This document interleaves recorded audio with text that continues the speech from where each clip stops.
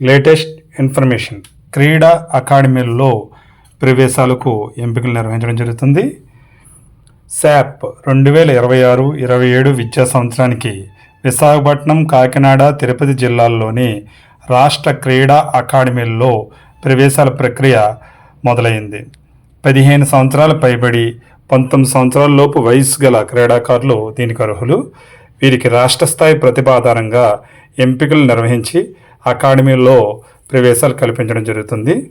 ఎంపికైన క్రీడాకారులకు క్రీడా శిక్షణ, వసతి, భోజనం ఉచితంగా అందివ్వడం జరుగుతుంది.